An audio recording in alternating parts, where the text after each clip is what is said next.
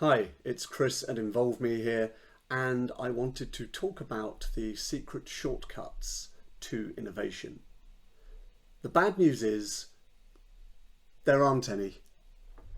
There's no way to simply template innovation. There's no way to have 3 easy steps to success or whatever people are offering.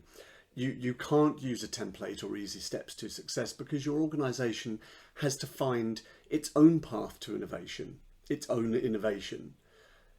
But that will be far more successful than trying to emulate the innovation of others. There's this thing called the Hawthorne Effect, which was found in the Hawthorne cable factory some time ago, where productivity was, I guess it was okay, but management wanted to increase it, as management will always do. So the factory floor wasn't particularly well lit, or as well lit as it could be, so they thought they would try an experiment. And they switched on, they increased the light, put more lights in there, and productivity increased. Now these days, what would happen is, whoever decided that they came up with this in management terms would then write 2 books, and they would go on talks and they'd have motivational speaking, and they would label themselves as, I am the light bringer, bring light and productivity to your organization in these 2 easy steps. Find a light switch, turn it on.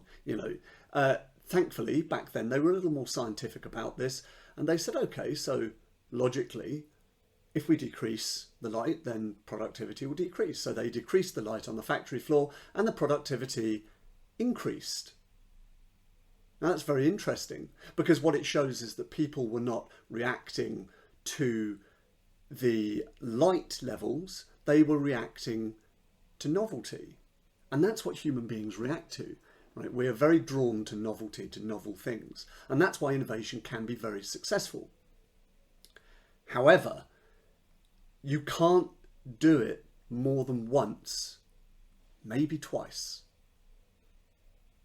As they discovered, when they tried raising the light levels again, nothing happened to productivity. Right? The novelty had worn off, the changes had worn off, people stopped reacting to it. So you don't have very long to get people to react to novelty with innovation. And that's why you can't just repeat the innovation of others. It's already been done. Organizations are complex. The people within them are complex. The market is complex, so you can never be identical to another company, even in your same industry, which means you can't identically copy their path to success. You can perhaps take a starting point, like you could look at a template and say, well, they roughly started here, that's roughly where we are, but then you have to plan into that and find your own emerging pathways to your innovation. Your organization is unique. Your offering is unique. Your situation is unique. Your people are unique. You need to find your own way forward based upon your own unique offering, which really means you're talking about finding your own context, right? Who are you? Where are you?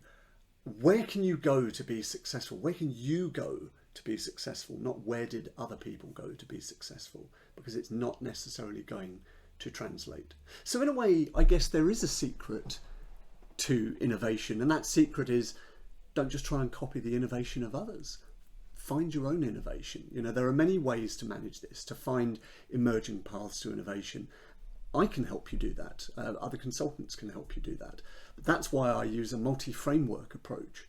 And remember, innovation is a single important step upon the road to success, not the end point. And I think that that's something that some organizations are starting to lose track of.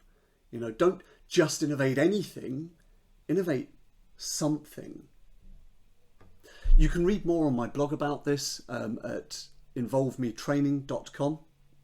I've got a blog called The Secret Shortcuts to Innovation, and you can follow me on LinkedIn and Twitter for more. But for now, thanks for watching. I hope it's been useful, and take care up.